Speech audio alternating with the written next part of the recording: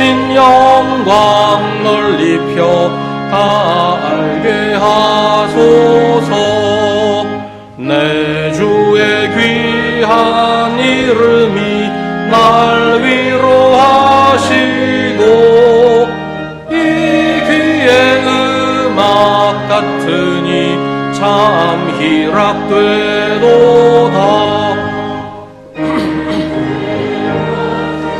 깨뜨려 그 결박 부시고 이 추한 마음을 피로써 꽃청케 하셨네. 아멘.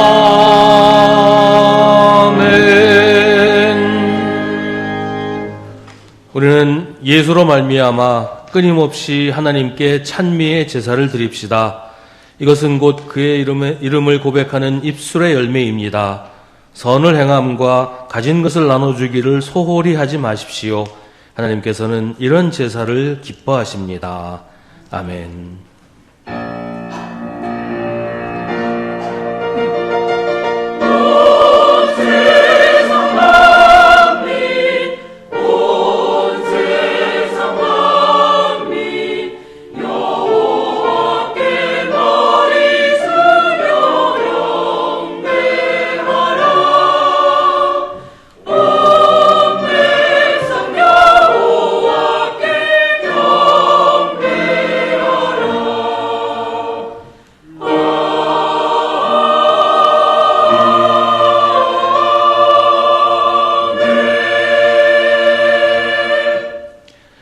거룩하신 하나님, 이 시간 지나간 한 주 동안 저희가 한 일들을 돌아봅니다. 지난 주일에도 변함없이 주님께 예배드리고 새로운 결단과 각오를 가지고 교회의 문을 나섰지만 세상에 발을 딛자마자 하나님을 잊고 살았습니다. 세상과 어울려 살면서 주님의 교훈을 잊어버렸고 세상의 즐거움을 추구하며 육신의 욕심을 따라 살았습니다. 성령의 음성과 양심의 속삭임을 애써 무시한 채 내 고집대로 행했습니다. 하나님의 뜻이 무엇인지 알면서도 요나처럼 사명을 버리고 살았습니다. 이 시간 저희의 모든 죄를 회개하오니 용서해 주시고 저희를 죄악에서 건져 주옵소서. 이제 계속해서 우리 각자의 죄를 주님께 고백하고 회개하는 기도를 드립니다.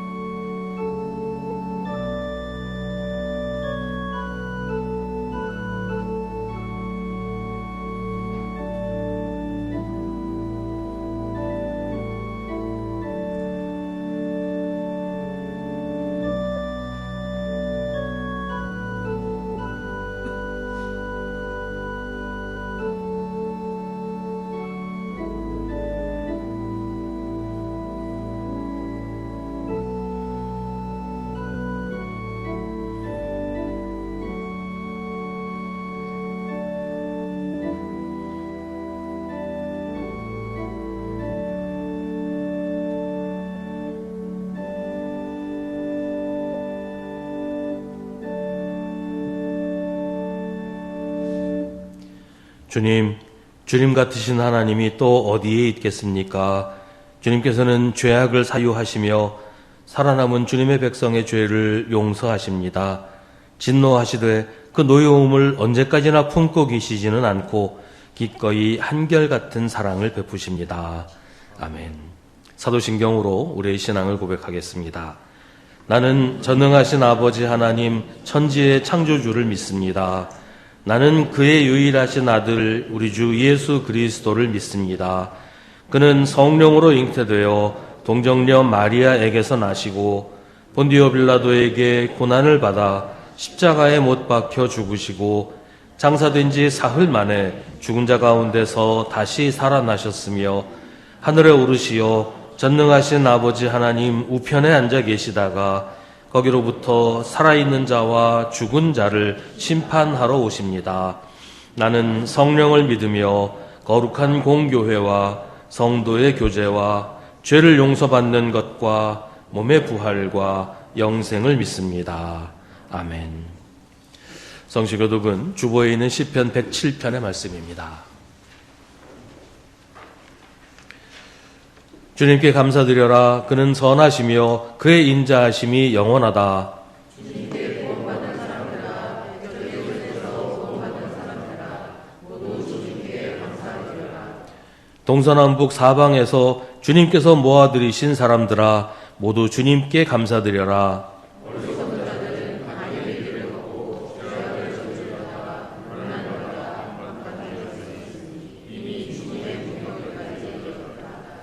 그때 그들이 고난 가운데서 주님께 부르짖으니 주님께서 그들을 곤경에서 구원해 주셨다. 주님의 인자하심을 감사하여라. 사랑하게 베푸신 주님의 놀라운 구원을 감사하여라. 아멘.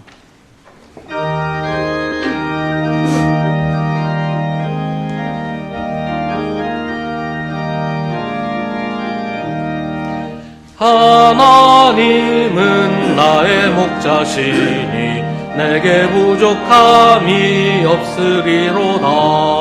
나로 하여금 푸른 풀밭에 눕게 하시며 잔잔한 물가로 인도하여 주시네. 내 영혼을 구원하시오니 내게 감사함이 넘치나이다. 나로 하여금 모든 고난을 참게 하시며 하늘의 평안을 입게 하여 주시네. 하나님이 함께 하시오니 내게 두려움이 없으리로다. 나로 하여금 땅에 살아도 진리 안에서 이기고 이기게 항상 능력 주시네.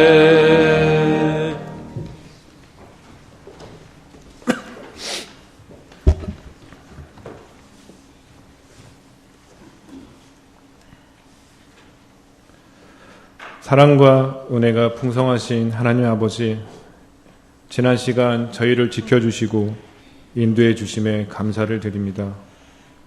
추운 겨울 동안에도 변함없이 저희에게 생명을 허락하시고 따스한 봄을 맞이할 수 있도록 인도해 주신 은혜 감사합니다.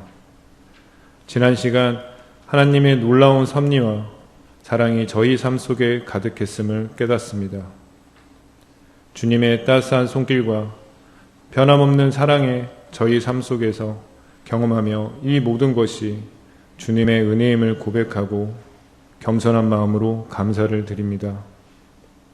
지난 시간 주님의 뜻대로 살지 못했던 모든 죄와 허물을 용서하여 주시옵고 다른 사람에게 상처 주고 세상을 향한 욕심과 이기심을 회개하오니 주님의 십자가 보혈로 저희 죄를 씻어주시고 정결한 마음으로 나아갈 수 있도록 인도하여 주시옵소서. 3월은 만물이 소생하는 계절처럼 저희 삶에도 새로운 변화와 성장의 기회가 찾아오길 간절히 소망합니다. 주님께서 저희에게 새로운 비전을 제시해 주시고 그 비전을 향해 나아갈 수 있는 용기와 지혜를 허락하여 주시옵소서. 특별히 3월 한 달 동안 진행되는 모든 사역과 활동에 주님의 은혜가 함께하기를 기원합니다. 수송교회를 사랑하시는 하나님 아버지, 수송교회가 주님의 사랑 안에서 더욱 굳건하게 세워져 가기를 기도합니다. 서로의 부족함을 채워주고 어려움을 함께 나누며 기쁨을 함께 누리는 아름다운 공동체가 되기를 소망합니다.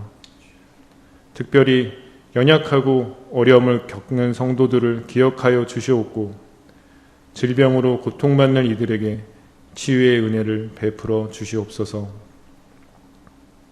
나라와 민족을 위하여 기도드립니다. 정치, 경제, 사회, 문화와 모든 영역에서 하나님의 공의와 진리가 바로서게 하시고 분열과 갈등 대신 화합과 이해가 이루어지게 하옵소서. 위정자들에게 지혜와 분별력을 더하시고 사리사욕이 아닌 모든 국민을 위한 결정을 하도록 인도하여 주시옵소서. 한반도에서의 전쟁 위협과 세계 곳곳의 분쟁과 전쟁을 멈춰 주시고 진정한 화해와 평화의 길을 열어 주시옵소서. 저희의 말과 행동을 통해 주님의 사랑이 드러나고 저희의 삶을 통해 주님의 영광이 나타나기를 소망합니다. 이 시간 말씀을 전하시는 목사님께 성령으로 충만케 하셔서 사명을 기쁨으로 감당하게 하시고 찬양대의 찬양을 기뻐 받아 주시옵소서. 모든 말씀 우리 주 예수 그리스도 이름으로 기도드립니다. 아멘. 하늘에 계신 우리 아버지, 아버지의 이름을 거룩하게 하시며 아버지의 나라가 오게 하시며 아버지의 뜻이 하늘에서와 같이 땅에서도 이루어지게 하소서. 오늘 우리에게 일용할 양식을 주시고 우리가 우리에게 잘못한 사람을 용서하여 준 것 같이 우리의 죄를 용서하여 주시고 우리를 시험에 빠지지 않게 하시고 악에서 구하소서. 나라와 권능과 영광이 영원히 아버지의 것입니다. 아멘.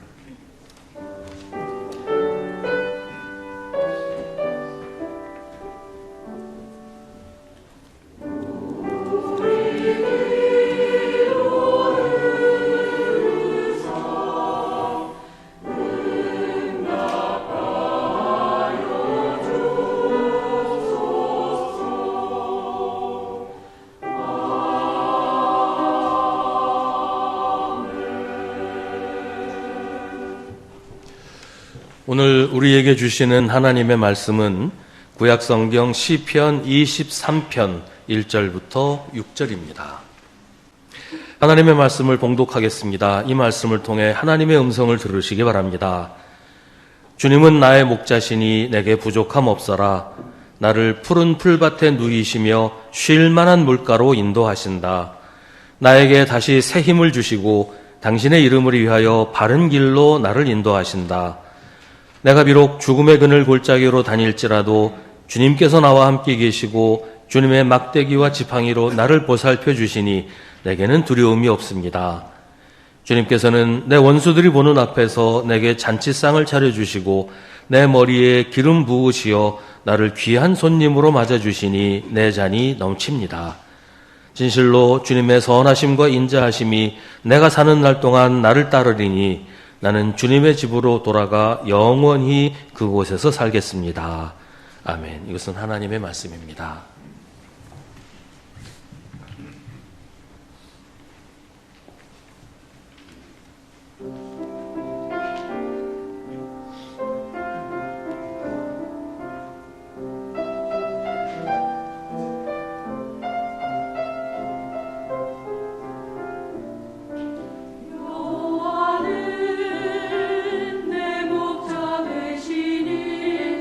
부족함이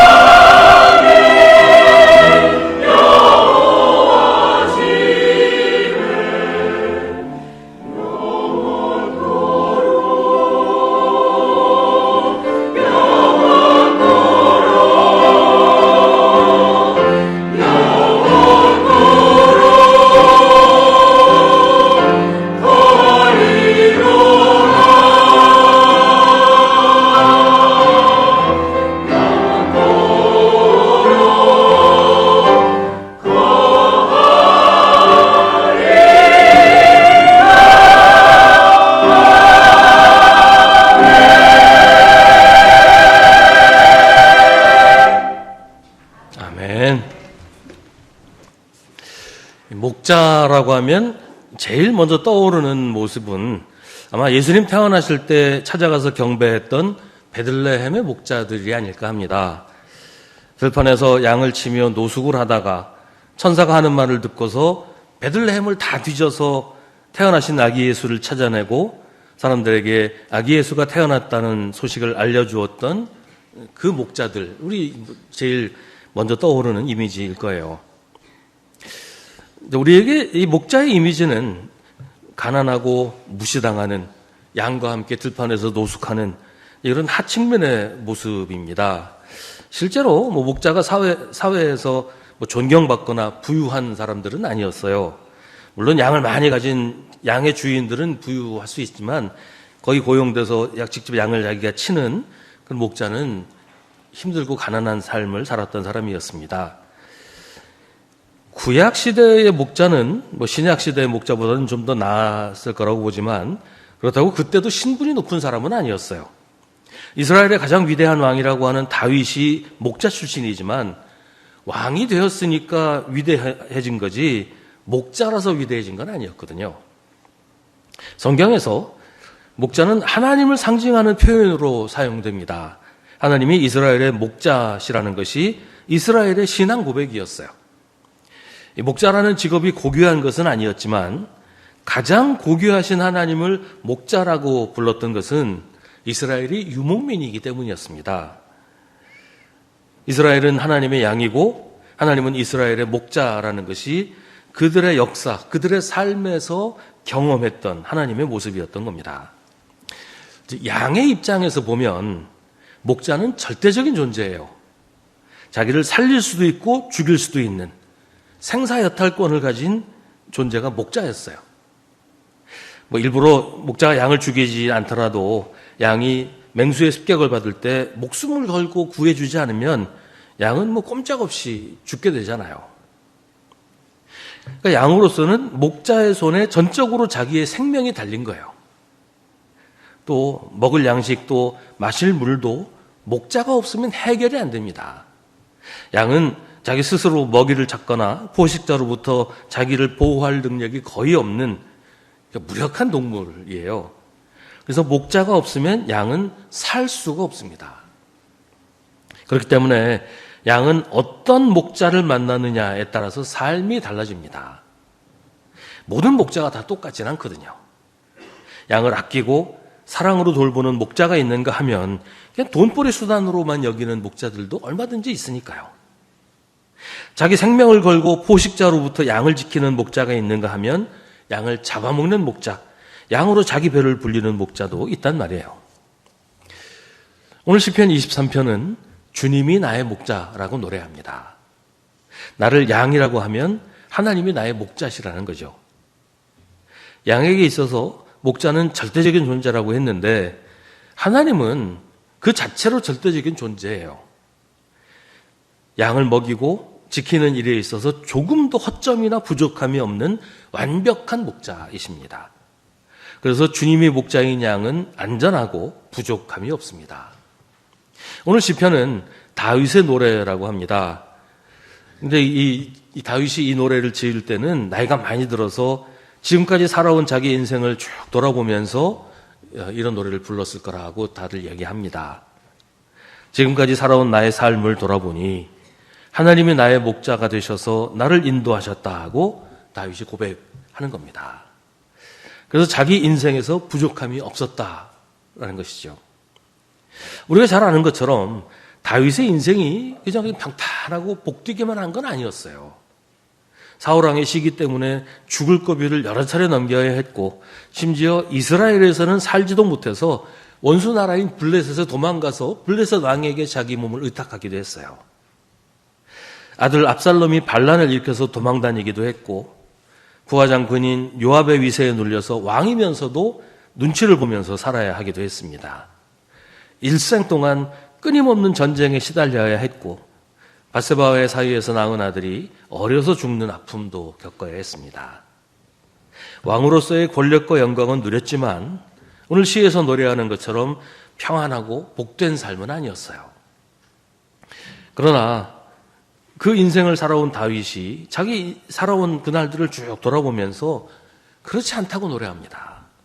나는 부족함이 없는 삶을 살았다는 거예요. 왜냐하면 나의 목자이신 주님이 나를 조금도 부족함 없이 채워주셨기 때문입니다. 주님께서 나를 푸른 풀밭에 눕게 하셨고 쉴 만한 물가로 인도해 주셨습니다. 내 힘으로는 찾아갈 수 없는 풀밭이었어요. 내가 안전하게 물을 마실 수 없는 맑은 물가였습니다.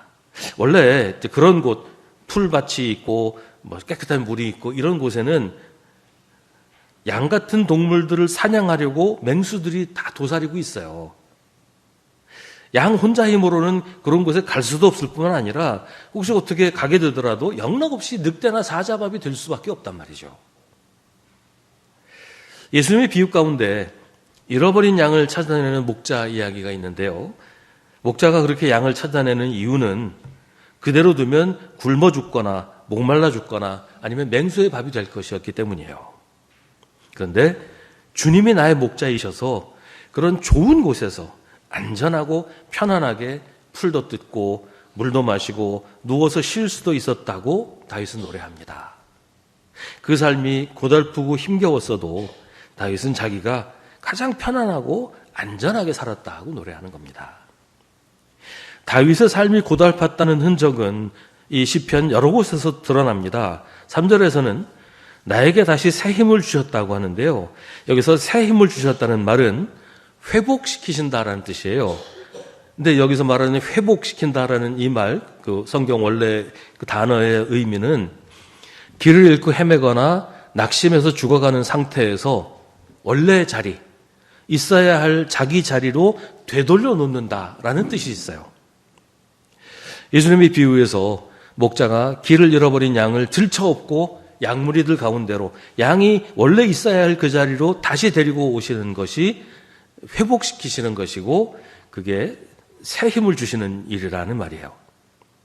다윗이 잘못을 저질렀을 때도 그랬고 다른 사람 때문에 삶이 엉망이 되었을 때도 그랬어요. 하나님은 항상 다윗이 다시 제자리로 돌아오게 하셨어요.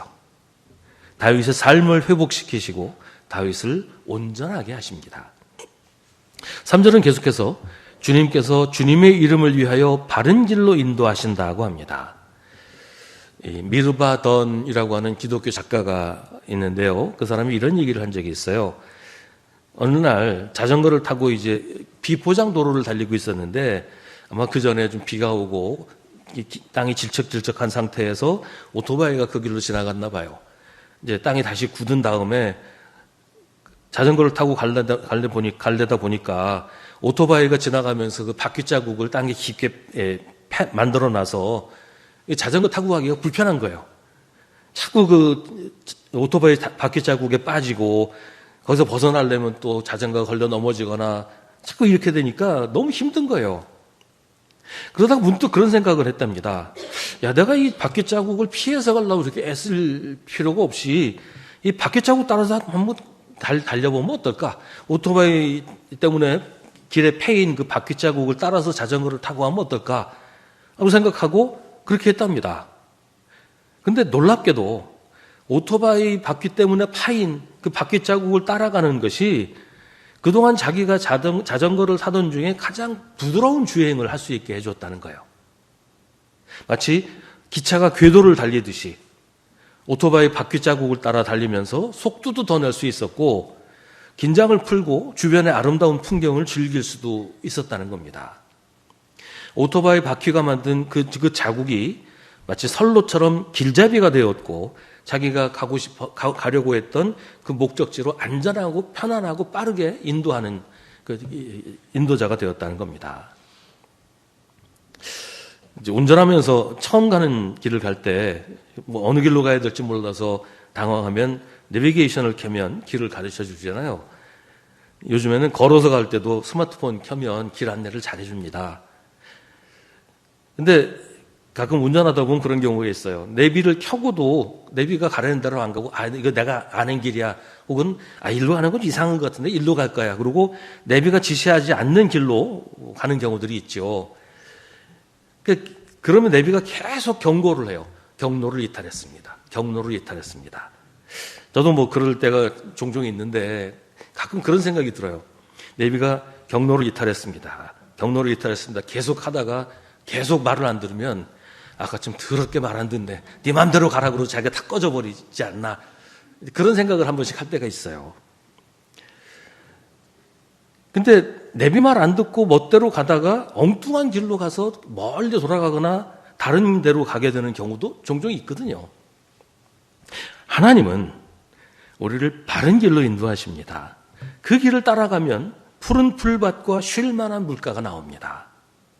거기서 벗어나려고 애쓰는 건 힘만 들 뿐이지 오히려 제대로 가지 못하게 만들어요. 근데 우리는 너무 자주 주님이 인도하시는 길로 가지 않고 우리 멋대로 가려고 합니다. 하나님이 그런 우리를 보시면서 그렇게 말씀하시지 않을까 하는 생각을 합니다. 그 말 더럽게 안 듣네. 그러면서 네 멋대로 가봐라. 네 마음대로 가라. 이렇게 하시지 않을까 하는 생각도 하는데 내비가 결코 운전자를 포기하지 않는 것처럼 하나님도 우리를 안내하시는 그 길 안내를 포기하지 않으시고 끝까지 우리를 인도하십니다. 주님이 인도하시는 길이 마치 오토바이가 남긴 바퀴 자국처럼 우리 마음에 들지 않더라도 그 길로 가는 게 가장 편하고 쉬운 길이란 말이에요. 그 길이 우리를 푸른 풀밭과 쉴 만한 물가로 데려다 줍니다. 다윗의 일생이 오늘 시에서 우리가 느끼는 것처럼 목가적이고 평화롭지 않았다는 것은 4절에서도 드러납니다. 내가 비록 죽음의 그늘 골짜기로 다닐지라도 주님께서 나와 함께 계시고 주님의 막대기와 지팡이로 나를 보살펴 주시니 내게는 두려움이 없습니다. 죽음의 그늘 골짜기는 아주 짙은 어둠이 깔린, 극도의 어둠이 깔린 골짜기, 우리의 가장 깊은 고민과 두려움이 있는 곳, 내 편은 아무도 없고 아무도 나와 함께 있어주지 않을 거라고 생각하는 그런 장소입니다. 하지만 가야 하는 곳이에요. 거기를 지나야 푸른 풀밭이 나오고 쉴 만한 물가가 나오기 때문입니다. 때때로 우리에게도 짙은 암흑이 닥칠 때가 있어요. 전혀 예상하지 못했던 고난과 아픔이 닥쳐옵니다. 도대체 왜 이런 일이 나한테 생겼는지 주님께 따져 묻고 싶을 때도 있어요. 성경은 주님이 그런 일을 우리 삶에서 치워주신다고 하지 않습니다. 그러나 주님은 거기서도 우리와 함께 계신다고 말합니다. 세상에는 그런 일들이 참 많은데 우리가 세상을 살면서 그런 일을 당할 수밖에 없어요. 근데 하나님은 우리를 혼자 거기 있게 하시지 않고 거기서도 우리와 함께 계신다는 거예요. 다윗은 자기가 살아온 순간순간 그런 일들이 많이 있었지만 그때도 거기도 주님이 자기와 함께 계셨다는 것을 보았습니다. 거기서 주님이 나와 함께 계시면서 나를 보살펴 주셨다고 고백합니다. 이스라엘 백성들이 출애굽하면서 거칠고 험한 광야를 건너야 했어요. 근데 거기서도 하나님이 그들을 지키시고 돌보셨습니다. 모세는 광야의 그 40년 여정을 끝내고 이제 가나안 문턱에 도착했을 때 이런 말을 합니다. 당신들은 주 당신들의 하나님이 마치 아버지가 아들을 돌보는 것과 같이 당신들이 이곳에 이를 때까지 걸어온 그 모든 길에서 줄곧 당신들을 돌보아 주시는 것을 광야에서 직접 보았소. 개역 성경에는 이렇게 번역하죠. 아비가 아들을 안음같이 안고 광야를 건너 여기까지 오게 하셨다는 거예요. 하나님은 말씀하십니다. 나는 40년 동안 광야에서 너희를 인도하였다. 그래서 너희 몸에 걸친 옷이 헤어지지 않았고 너의 발에 신은 신이 닳지 않았다. 우리의 목자이신 주님은 우리 삶에서 어둠을 없애버리시지는 않습니다. 때로는 어둠도 필요해요. 그 대신 그 어둠 속을 우리와 함께 걸으십니다. 목자는 시련의 한복판에서 양과 함께 있습니다. 어둠이 변하지는 않지만 주님이 함께 계시면 더 이상 어둠이 아닙니다. 그것은 죽음의 그늘 골짜기가 아니라 주님의 품이기 때문입니다. 우리가 인생의 어두운 길을 걸어가는 동안 우리의 목자이신 주님께서 우리와 함께 걸으면서 우리에게 용기를 주시고 악한 것들이 우리를 삼키지 못하도록 막대기와 지팡이로 우리를 지켜주십니다. 아버지가 아들을 안아주는 것처럼 우리를 품에 안으시고 그 어둠을 죽음의 그늘 골짜기를 지나가십니다. 예수님의 제자들이 풍랑으로 몹시 시달리는 뱃속에서 두려워 떨고 있을 때, 그때 예수님은 기도하시러 다른 곳에 계시는 바람에 같이 배를 타지 않으셨어요. 근데 그때 예수님이 물 위를 걸어서 제자들에게 가셨습니다. 예수님이 왜 그렇게 하셨을까요? 왜 물 위를 걸어서 가셨을까요? 내가 물 위를 걸을 수 있다는 걸 자랑하려고 그러셨을까요? 예수님은 겁이 질려 있는 제자들에게 말씀하십니다. 안심하여라. 나다. 두려워하지 말아라. 예수님이 걸어서, 물 위를 걸어서, 굳이 파도치는 물 위를 걸어서 제자들이 탄 배로 가신 이유는 제자들과 함께 있으시기 위해서였어요. 다른 아무 이유가 없습니다. 제자들과 함께 있으시기 위해서였어요. 풍랑이 몰아치고 있어요. 배를 띄울 수가 없어요. 지금 그 갈릴리 호수 한복판에 배가 떠서 막 시달리고 있는데 그 배를, 제자들이 있는 배에 가려면 다른 배를 타고 가야 되는데 파도가 심하니까 배를 띄울 수가 없단 말이에요. 아무도 배를 띄워주지 않아요. 그럼 어떻게 갑니까? 물 위를 걸어서 가는 것 말고는 다른 방법이 없어요. 그래서 예수님이 걸어서 가신 거예요. 다른 아무 이유가 없습니다. 제자들한테 가시려고 그러신 거예요. 제자들과 함께 있으시려고요. 예수님이 늘 물 위를 걸어 다니신 게 아니잖아요. 성경에 예수님 물 위를 걸어가신 얘기 딱 한 번 나옵니다. 제자들한테 가셔야 되는데 다른 방법이 없으니까 걸어서 가신 거예요.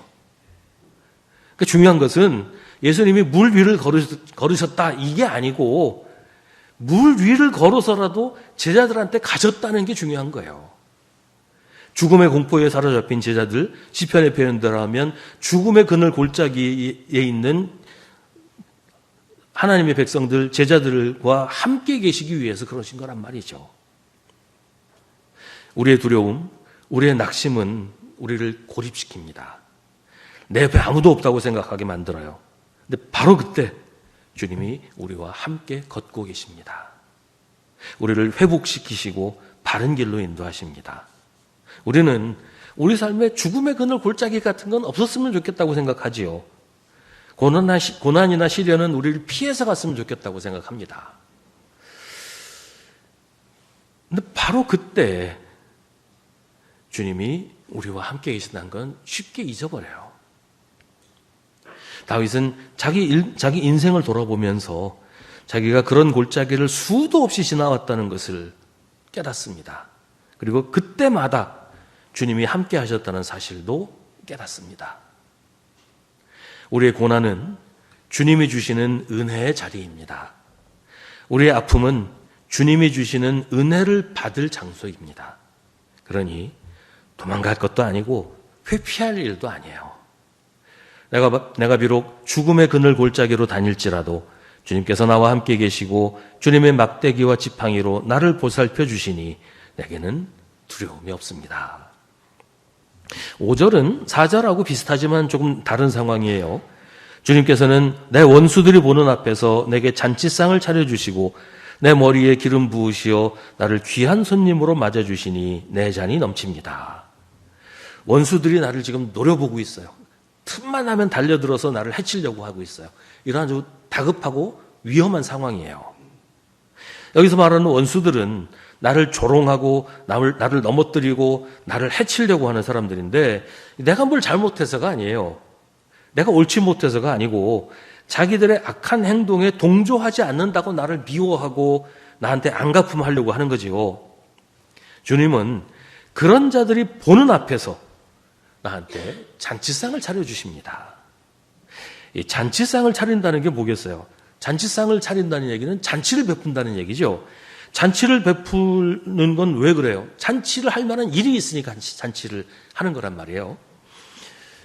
지난번에 동계올림픽 끝나고 얼마 후에 이제 반포를 지나가는데 거기 세화여고 앞을 지나가다가 현수막이 걸린 걸 봤어요. 그 현수막에 뭐라고 써 있냐면 자랑스러운 세화의 딸 최가온 심석희 이렇게 써 있더라고요. 그 동계올림픽에서 금메달 딴 사람들이죠. 이제 세화여고 졸업생들인가 봐요. 이게 플랜카드를 건 이유는 축하할 일이 있으니까 건 거잖아요. 그냥 아무 이유 없이 그냥 걸지는 않는단 말이에요. 하나님이 우리를 위해서 잔치를 베푸신다, 우리를 위해서 플래카드를 걸어주신다고 하면 그럴 만한 일이 있어야 되잖아요. 근데 없어요.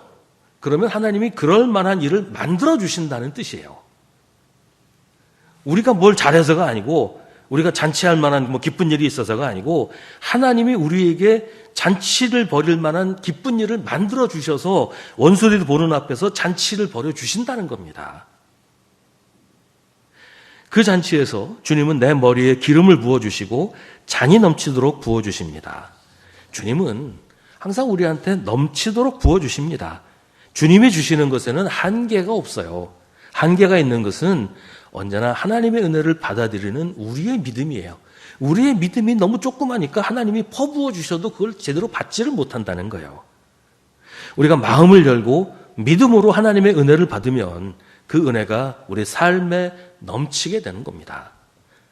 그런 우리의 모습을 보면 우리 원수도 우리를 부러워하면서 어떻게 저렇게 살 수 있나, 어떻게 저런 은혜를 받을 수 있나 궁금하게 여기게 될 거란 말이죠. 6절은 자기 일생을 돌아본 다윗이 자기 삶을 한마디로 노래하는 겁니다. 진실로 주님의 선하심과 인자하심이 내가 사는 날 동안 나를 따르리니 나는 주님의 집으로 돌아가 영원히 그곳에서 살겠습니다. 여기서 주님의 인자하심이라고 하는 이 말은 주님의 약속에 근거한 변치 않는 사랑을 말합니다. 변치 않는 사랑이라고 말하는 것은 하나님이 변덕스럽지 않다, 하나님의 사랑은 변함이 없이 언제나 한결같다, 이런 뜻인데요. 문제는 하나님 쪽이 아니라 언제나 사람 쪽이에요. 우리가 변하고 우리가 실패하더라도 하나님의 사랑이 변하지 않는다, 그런 말이에요. 우리가 하나님을 잊고 살아도, 우리가 사랑받을 자격이 있느냐 없느냐와 상관없이 하나님께서는 스스로 맺으신 언약 때문에 끝까지 우리를 책임지시고 돌보신다는 겁니다. 요한복음 13장 1절은 유월절 전에 예수께서는 자기가 이 세상을 떠나서 아버지께로 가야 할 때가 된 것을 아시고 세상에 있는 자기의 사람들을 사랑하시되 끝까지 사랑하셨다라고 기록하고 있습니다. 끝까지 사랑하시는 사랑. 우리가 부족하고 실수가 많고 늘 하나님을 잊고 살아도 하나님의 사랑은 끝까지 변함이 없다는 거예요. 우리의 목자이신 하나님의 선하심과 인자하심은 내가 사는 날 동안, 나의 일생 동안 변함없이 나와 함께 하십니다. 나를 따르리니에서 따른다는 말은 우리말로는 상당히 좀 부드럽게 표현한 거예요. 이 말이 원래 가진 의미는 좀 굉장히 과격합니다. 원래 이 단어는 추역하다, 사냥하다라는 뜻이에요.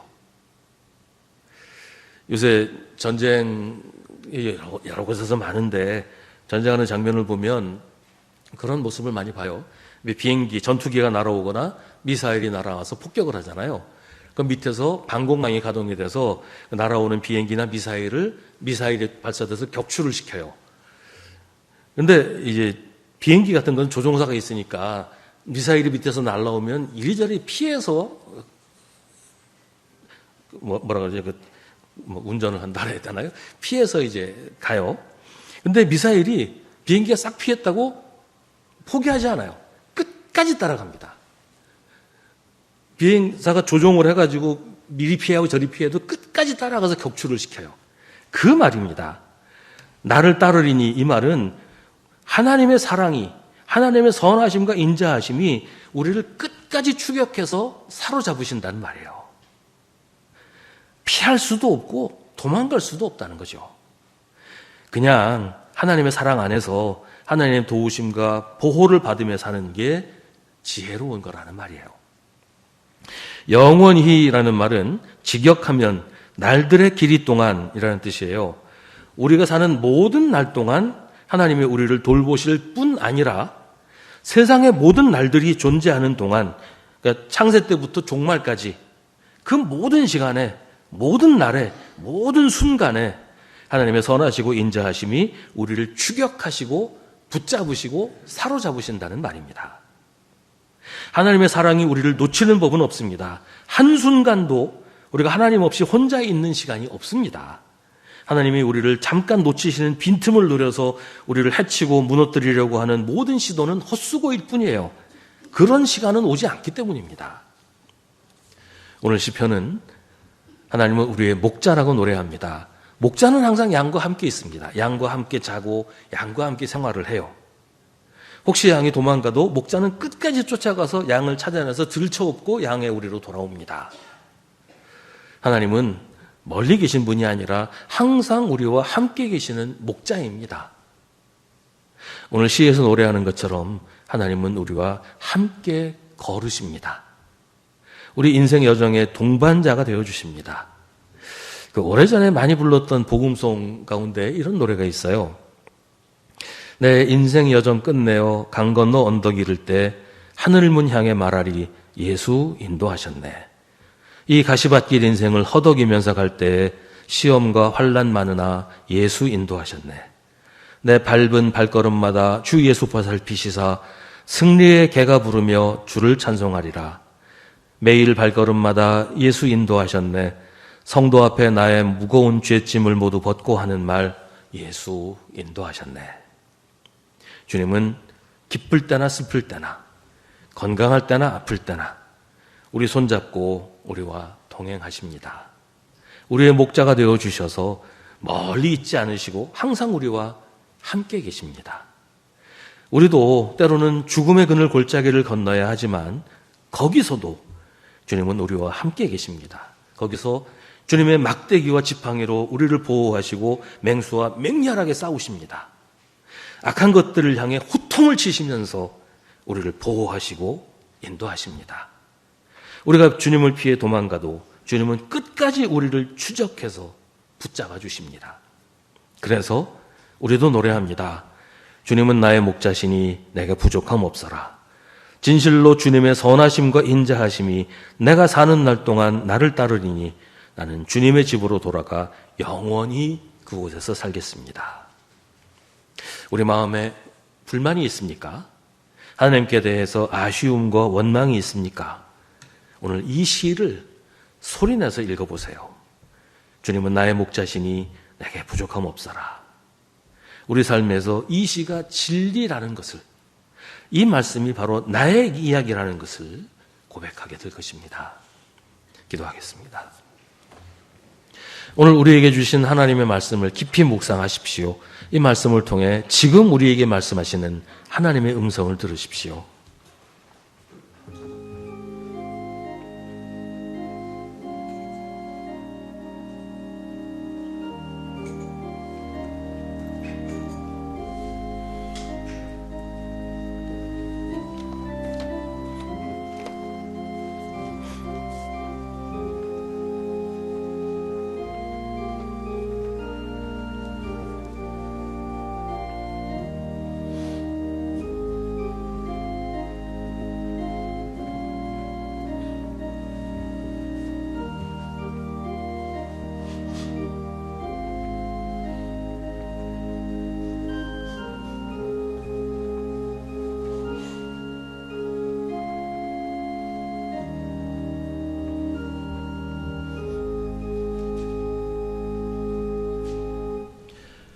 우리의 목자이신 주님, 양은 목자의 음성을 알아듣는다고 하는데 저희는 주님의 음성을 분별하지 못하고 엉뚱한 소리를 따라가곤 합니다.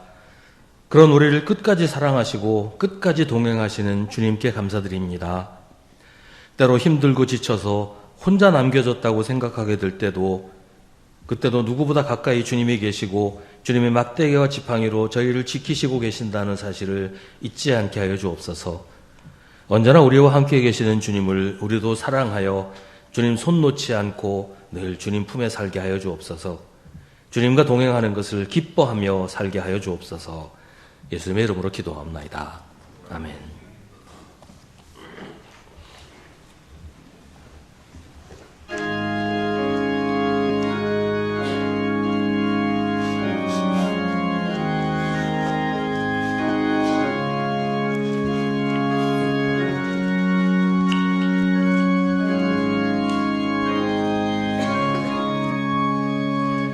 내 평생에 가는 길 순탄하여 늘 잔잔한 강 같든지 큰 풍파로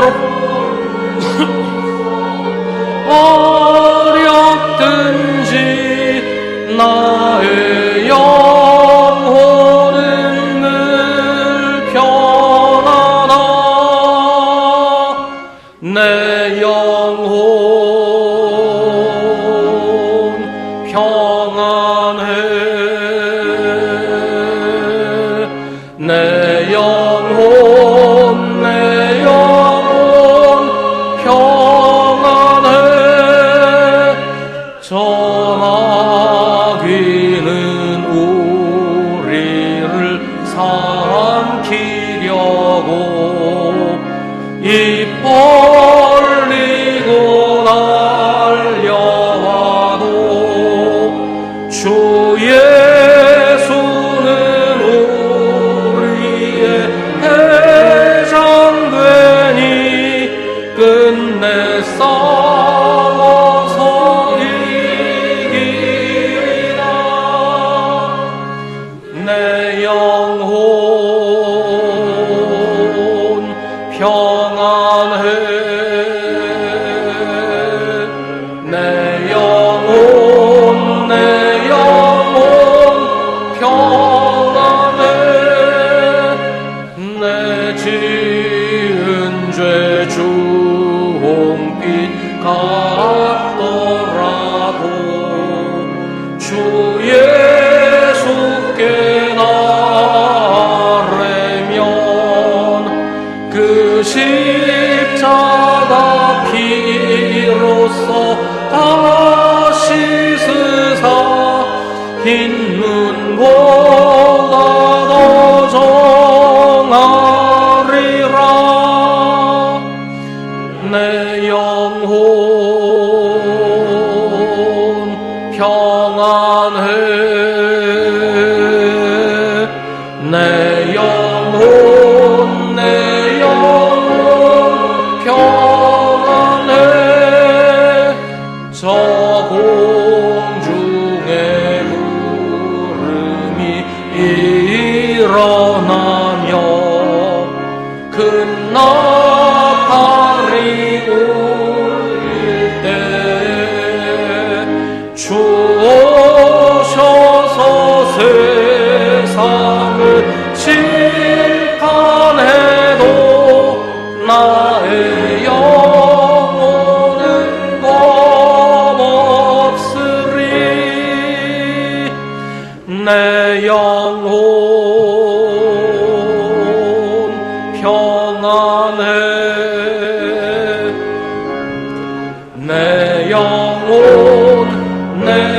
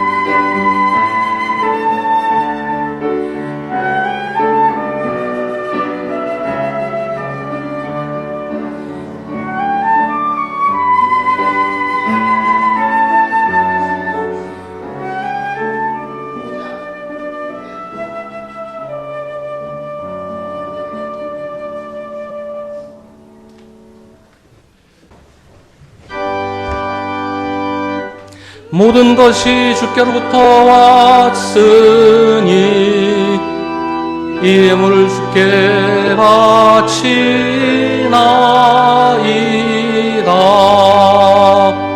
아멘.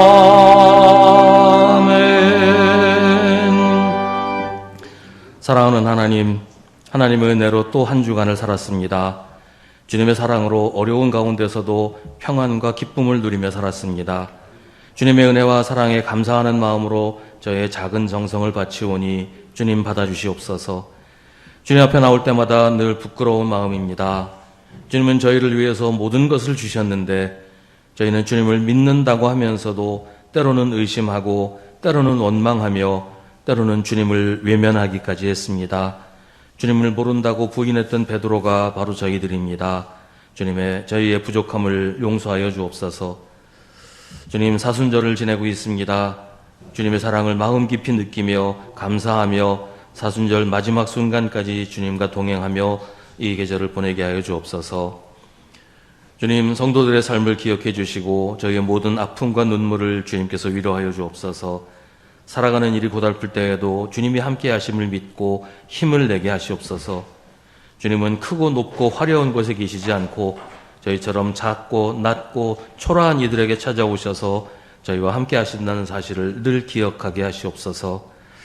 한 주간의 삶을 또 허락하시니 감사합니다. 건강하게 하시고 평안하게 하시며 주님과 함께 있는 기쁨으로 가득 차게 하여 주옵소서.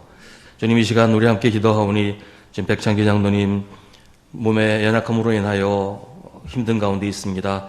주님께서 그 강한 손으로 어루만져 주시고 회복시켜 주시옵소서. 기운을 차리고 주님 주신 그 생명을 마음껏 누리게 주님 역사하여 주시옵소서. 예수님의 이름으로 기도하옵나이다. 아멘.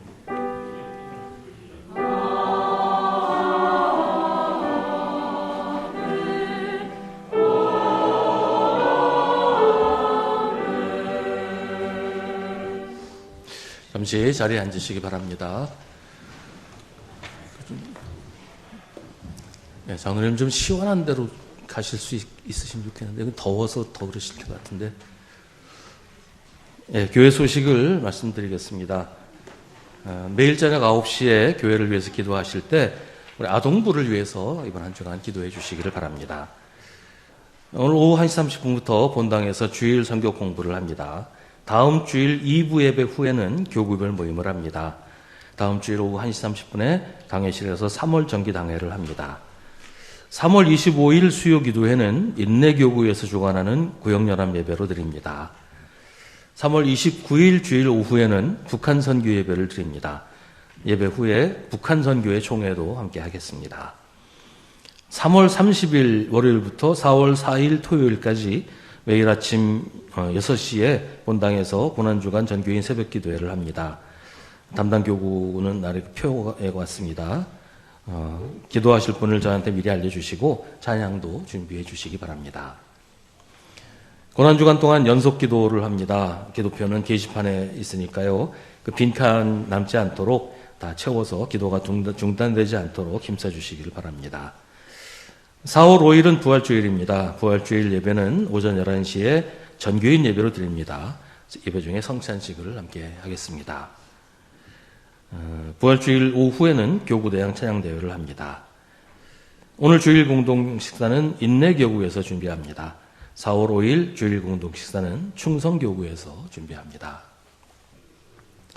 이 시간 우리 함께 중보의 기도를 드리겠습니다. 지금 이 시간은 우리 백창기 장로님을 위해서 함께 기도하겠습니다. 속히 힘내시도록 함께 기도하겠습니다.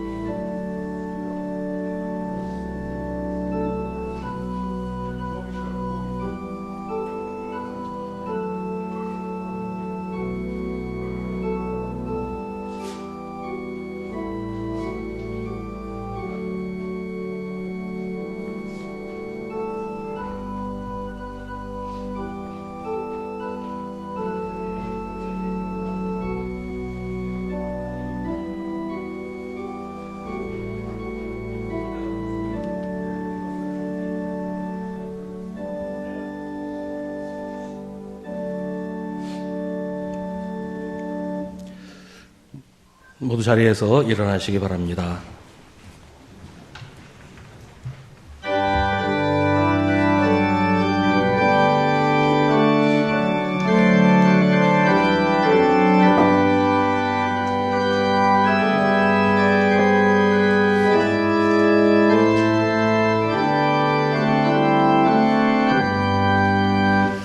이 세상 끝날까지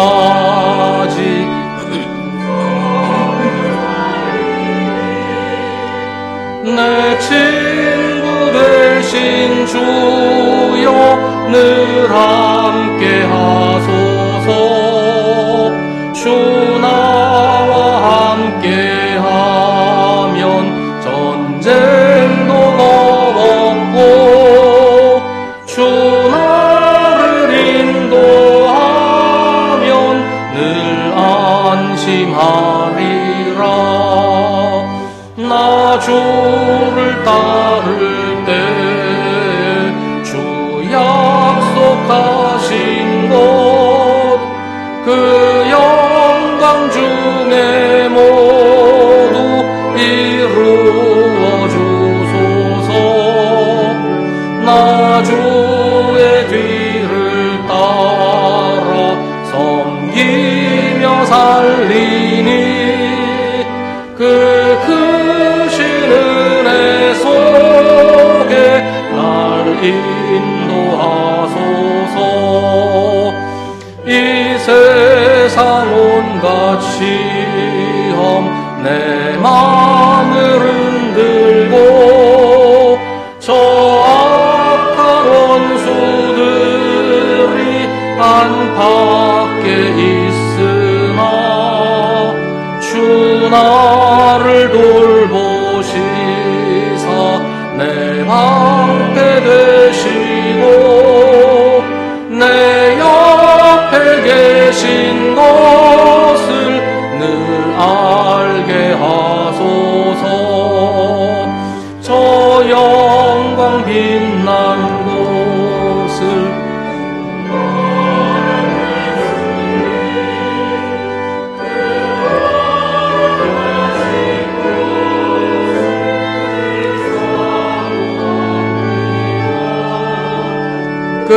끝까지 쉬지 않고 주 따라가리니 주 넓은 사랑으로 늘 인도하소서.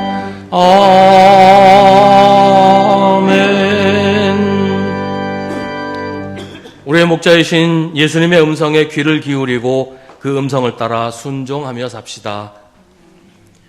성부, 성자, 성령 삼위일체 하나님의 사랑과 은혜와 인도하고 교통하심이 주님을 예배하며 하나님 뜻대로 살기로 다짐하는 모든 성도들과 우리의 가정과 일터와 꿈과 소망 가운데 세상 끝날까지 늘 함께 하시기를 간절히 축원하옵나이다.